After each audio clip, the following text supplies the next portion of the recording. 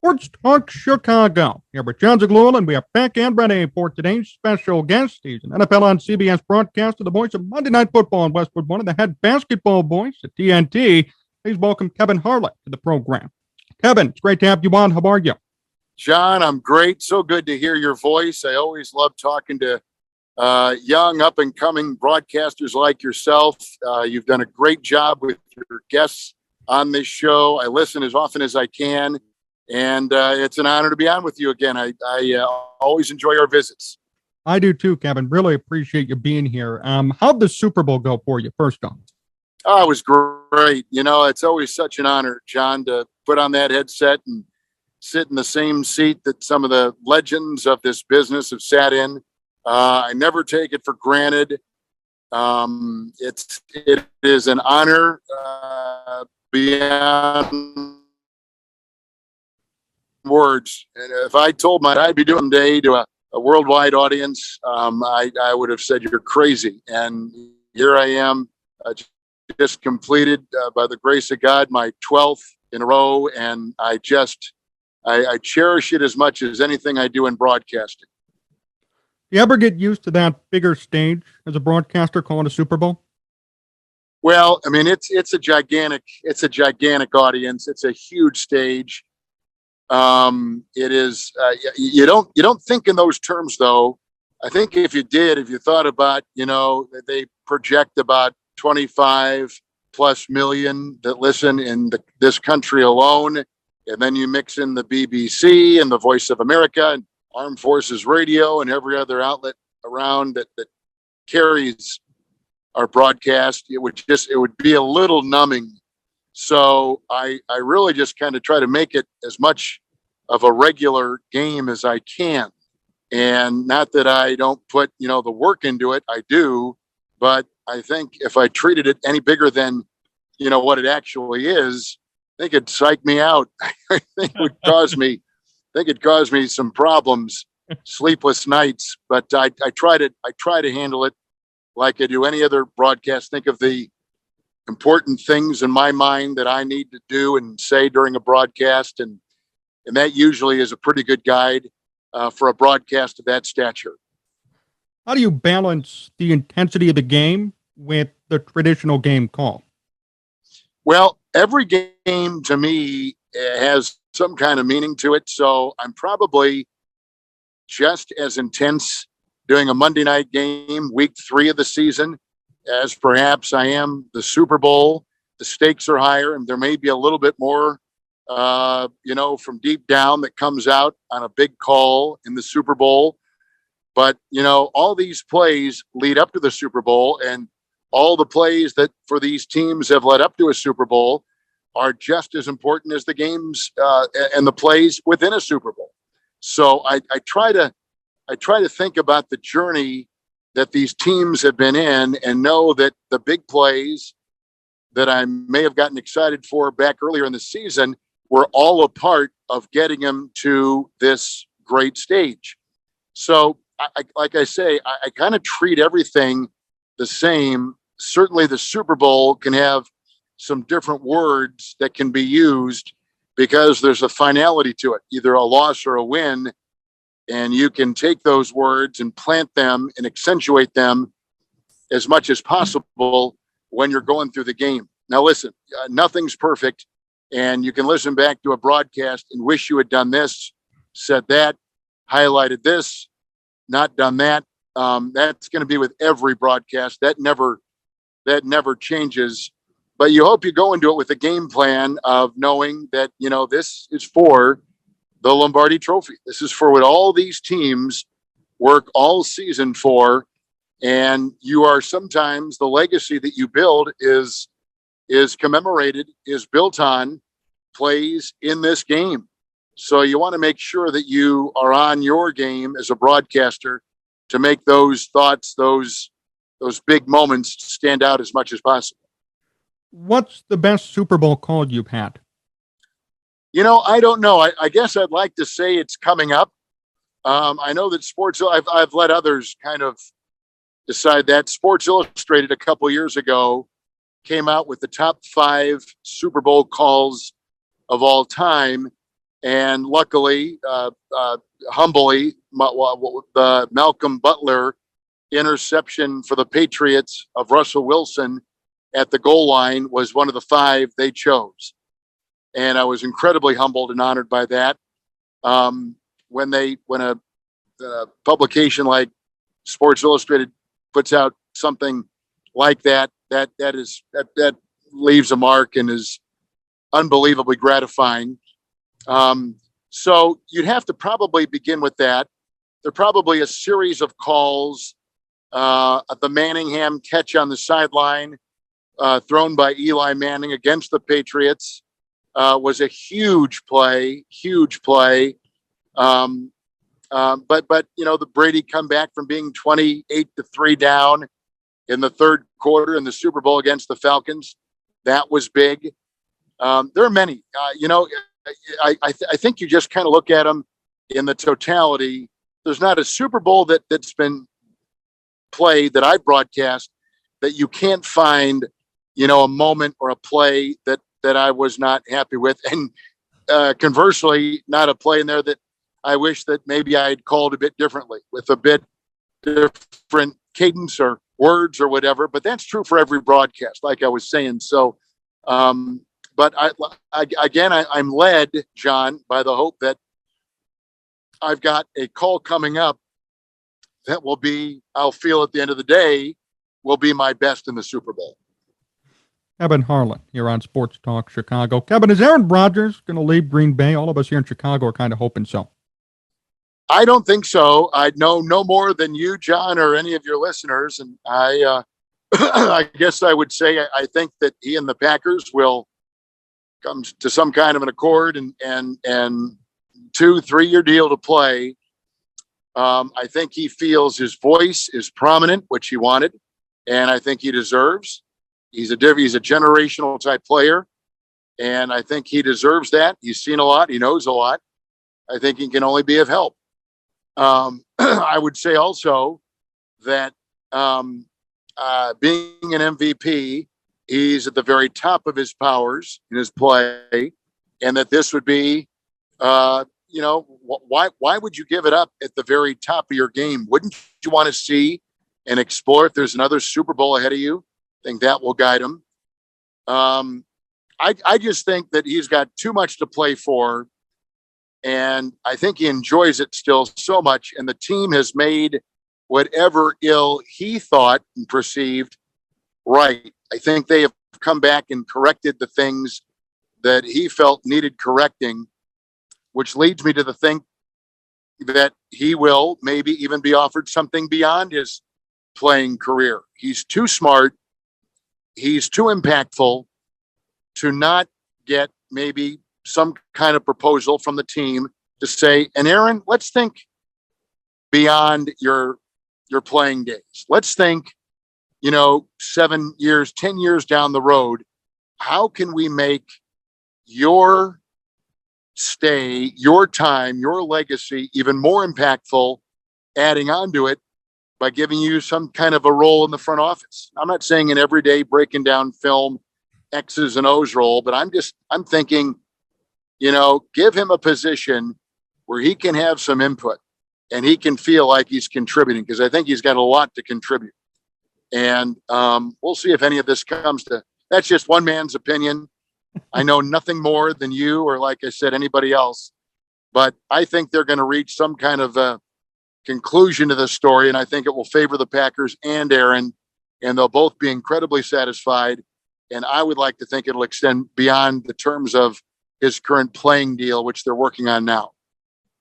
How do you feel about the Packers 2021 season overall? Well, I think for them, John, anytime they don't get to a Super Bowl, they look at it as a disappointment. They had the best record in the NFC. They had the number one seeding overall in the NFL. They had home court, home field. They had everything that they could possibly want, and they didn't reach that with a Hall of Fame quarterback, a first ballot Hall of Fame quarterback, and they didn't get that. And that, so anything short of a Super Bowl for them is disappointing. So that's the world they live in. They live at the very top of the expectation ladder, and because they didn't get it, it's going to look at well, we didn't hit our goals. And whenever you don't hit your goals, you look, all right, how can we improve? And that's what they're going to spend their entire offseason working to do. And I do believe that if Rodgers comes back, they can pick up where they left off, be every bit as successful, and still reach their goals. But they need to get to a Super Bowl and preferably win it from their perspective to reach any kind of conclusion that they had a successful year. Do you think the Bears could be a prominent threat to the Packers come next year? Well, I've always liked that the players the Bears have had. It is so hard to say. You're dealing with a second-year quarterback, if indeed he's given that job, if they don't make any moves. They've got a new regime. It usually takes a while for a new regime to put their fingerprints on things. And so it's going to be, you're kind of starting not from square one, but you can see square one from where you're starting. And, that's going to be, but at the same time, a breath of fresh air always is good. We know the team has got some talent, clearly. I thought, to be quite fair and honest, I thought Matt Nagy was a great choice. I thought he was the right guy. I applauded that. I knew him in Kansas City, and I just thought he was the guy. And so I'm as surprised as anyone that did not happen. But I like who they've hired. I've known Matt for the years he's been with the Colts. I know their GM and what he's going to bring to the table. And I would like to think that they're going to pick up where all the development of Matt Nagy left off and move forward. What do you think about Justin Fields when you watched him play this year? He looked like a college quarterback trying to play in the NFL. From the multiple sacks he took in the game in Cleveland to some of his, quick decisions to run. And I get it, maybe there wasn't the time to throw and the things to mature and the routes being run. And I get all that. But there's no doubt he's got talent. He's different than a lot of quarterbacks that are being, drafted now. He's different than Mahomes. He's different from Herbert. He's different from a lot of them, but he's a lot like some of the young quarterbacks. He can run like Allen, but he probably, like a young Allen at Buffalo, choosing to run too quickly. And that will come with time, and we all get that, right? We all know the maturation of a quarterback. But there's a lot there to like, and I don't think there's anything in what he's done and what this offseason is linking him to in terms of hard work and being the guy that leads you to believe that he will not reach the highest rung of quarterback play in the NFL. But a lot of it is going to be on him, how hard he works, how much film he watches, how much he buys into the system, how much the system conforms to what he can do well. I mean, there's a lot at play here, a lot of layers. And so while on paper, it looks like he can accomplish everything that the great young quarterbacks are accomplishing now, a lot's got to come into place. He's got to get the line. He's got to get the philosophy, the tutelage. I mean, there's like a lot that's got to happen. So clearly the jury is still out. But purely on what he shows and what the good Lord gave him in terms of skills, he's got everything to be one of the top-run quarterbacks in the league. How do you think Luke Getsy does with him? I know you may be familiar with him from his time in Green Bay. Well, I think they've got a great voice that will be in his head. And they've got a head coach who's a defensive-minded coach. So this gives, Getsy, I think, a lot of free reign in what he can do. And he's had the honor of working with Aaron Rodgers. He's not that he's taught Rodgers necessarily anything. He's certainly added to Rodgers, but he has seen how great quarterbacks prepare, how they think the game, and what they can do. And that can do nothing but help him with this young quarterback the Bears have. Kevin Harlan here on Sports Talk Chicago. Kevin, how surprising have the Bulls been this year? Well, everybody loved DeRozan. Zach LaVine has been an all-star. You look at the parts they have. and then Billy Donovan and what Billy likes and what he can do to a team. I just think that it's the perfect marriage of talent and the head coach getting a pretty big say on how he wants to maneuver. Listen, DeRozan is having an MVP caliber season.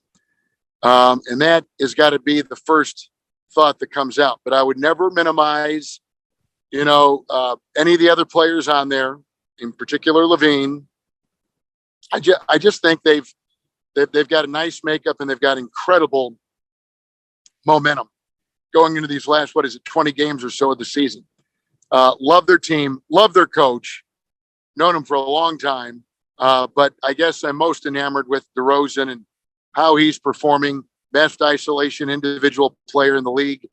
I just think he brings so much to that team, and they have picked up and followed his lead. It is amazing when you get an all-star, borderline superstar player like that and what he can do to the makeup, and couple him with an all-star like Levine. It's been a perfect combination so far. Did you expect this sort of season from DeRozan? Well, he has always had a mid-range game that has been incredibly envied, and he's always been a terrific isolation player. He played on a Toronto team that reached the heights, but he was not there. And so I think he's played a little bit with a chip on his shoulder that he was not a part of something that he kind of began in Toronto. I think he benefited greatly from being with Popovich. And I think he's taken those two elements and found the right coach and the right system with the supporting cast around him at the right time. It's really been the confluence of all those things that have given him this kind of superstar type season. I love the guy. I've always loved his game. I love him even more now, the way he's thriving in Chicago. And I would tell you that I think that this is about as perfect a marriage as there is. I know there was a lot of talk during that last offseason that the Lakers were, he's from LA, so, maybe that's where the story would end with him. I'm so glad he's not with the Lakers. They've got so many problems. And the problems that Westbrook is having now are the problems that I think DeRozan would have there. In Chicago, he's got room to roam. He's got the kind of spacing that his game needs and the touches that his game needs to thrive and to make it difficult for defenses to guard him. I don't know that he would have had that with the Lakers and being with Davis and James, but he's got that because he's kind of the lead dog in Chicago. He would have clearly been the third guy in LA, and he needs to be the lead guy. And I'm glad he isn't with the Bulls. It's proven very successful. The coach recognizes that. The team does. Levine is no less a player. In fact, he's better. And I just think it's been one of the great acquisitions of any team in this past offseason in the league. How far do you see the Bulls going, assuming they could get healthy here and have DeRozan and Levine lead the pack? Yeah, I'd love to see, get their health back. They missed the point guard. We know that.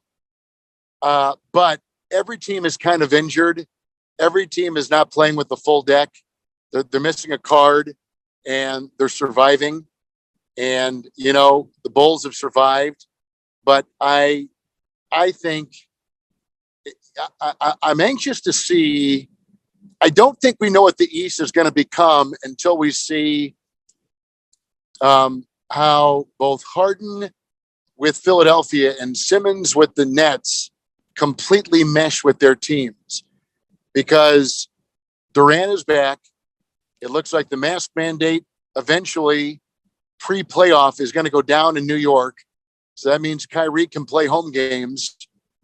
And then where does Simmons fit with that team? That's going to be an interesting element of the Nets. And as long as Embiid and Harden can stay healthy, Philadelphia looks incredible. And now they seemingly have found a third option which is always huge. And that is going to make them probably the new team to watch as the season continues on. Bucks are going to get back Lopez. That is going to be treacherous for all opposing teams. He has been the difference between them having the best record all season, which they have the last couple of years, and being, a 2, 3, 4, 5 in the East as they've been. They've missed Lopez dramatically. He comes back and gives them a rebounder, a rim protector, a defensive length guy inside, a person that can hit the three. Like, he does so much for that team. And that has been kind of the unspoken missing link. So as you can see, we've got players on the Bulls, the Nets, the Sixers, the Bucks that have been gone that will make them whole. And now we'll get a better vision of what they are. All of these things have helped Miami climb to where they've climbed. And will Miami now be able to withstand the onslaught of these reinforcements coming in for these other teams? Miami was down, as you recall, early in the season, Adebayo and Butler. But now they're back. So they've kind of been with their team, and they're so well coached. But we haven't seen the full Nets, the full Sixers, and the full Bulls, and certainly the full Bucks because of injuries. Let's wait till everybody gets whole. Let's see what they're like as we start the playoffs, or at least in the last week or so of the regular season, to what they are. And then maybe we can make a better projection. But those top 5, top 6 teams in the Eastern Conference, it is going to be a war. Woo! Cannot wait. How do they all compare to the West? I mean, the Suns are running away with it, but is that really going to be their only big issue? Well, again, we've got 2 players injured. Chris Paul out with the broken bone in his thumb, and Draymond Green out with Golden State. And until they come back, I don't know that we've got clarity on what the West is. But even in the absence of Paul, to me, Phoenix seems like the stronger team because they've got an incredible bench. They've got a great second 5, and Paul leads them like no other leader on a team in the league. He is at the top rung in terms of leadership and guiding a team. And they know what the finals are like. They were there last year. I don't know what team in the West is going to give them, a considerable slowdown.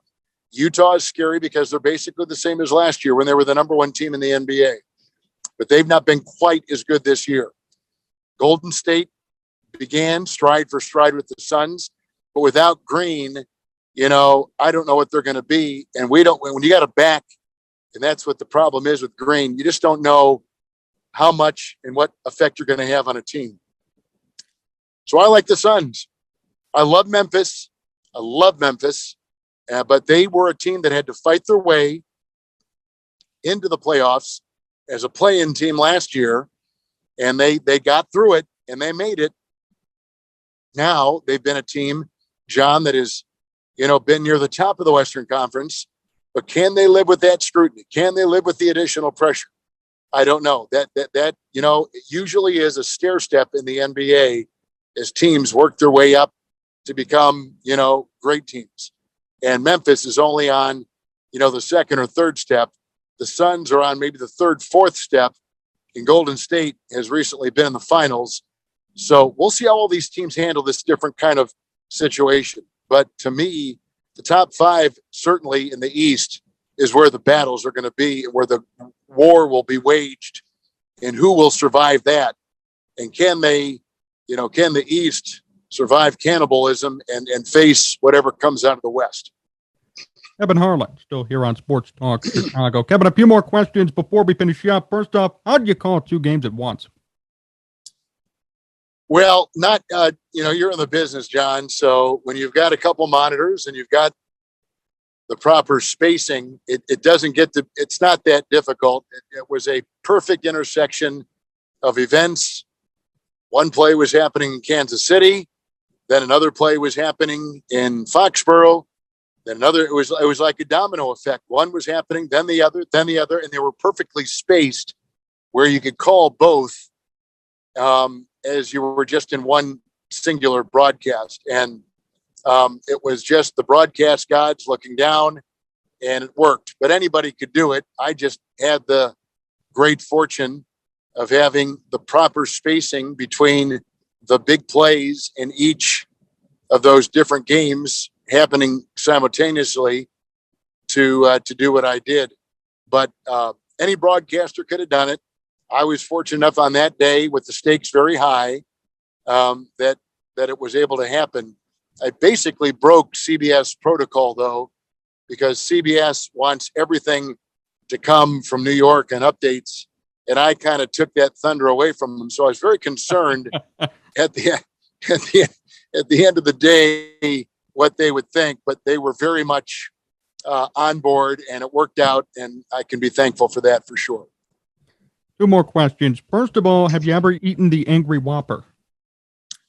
I've never eaten the Angry Whopper. If I'm not mistaken, it's a plant-based Whopper. Am I correct on that, John? I'm pretty sure, yeah. I think it is. It may not be. Maybe just it's more spices on it or something like that.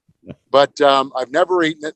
But I was infatuated with the copy and the reading of the Angry Whopper for our TNT audience, and had some fun with it. And luckily, our advertisers did too. It just brought more attention to their product, and again was able to get it. There's going to be a day when I read something and I'm going to get my hand slapped, and they're going to say, "No, you idiot! That's not the copy. Read it the way it's written, and move on." So that day will come, and I'll do it the way they want it. But I never want to disregard the wishes of the people that spend all this money with CBS or with TNT. And then last question, the Hyperbolt promo, did you see that getting as much traction as it did? Well, I guess I didn't understand and their sick minds I did, but I used it in the bubble that we were in last year in the first round of the playoffs. It's that machine, if I'm hearing you correctly, that loosens muscles, right? The kind right. It's like a vibrating machine that kind of pounds out knots in muscles. And I would, and as people know in the business, your voice is a muscle, and sometimes it can get soft, it can get weak, it can get used to a point where you're hoarse. And I said, and I think sometimes we use that on our voice as we keep our voices limber and loose and ready to go with these broadcasts. And then I kind of took my hand and made my voice vibrate. And people took that and ran with it. And that is the number one reason why I never get on social media. My daughters always tell me if something's going on, and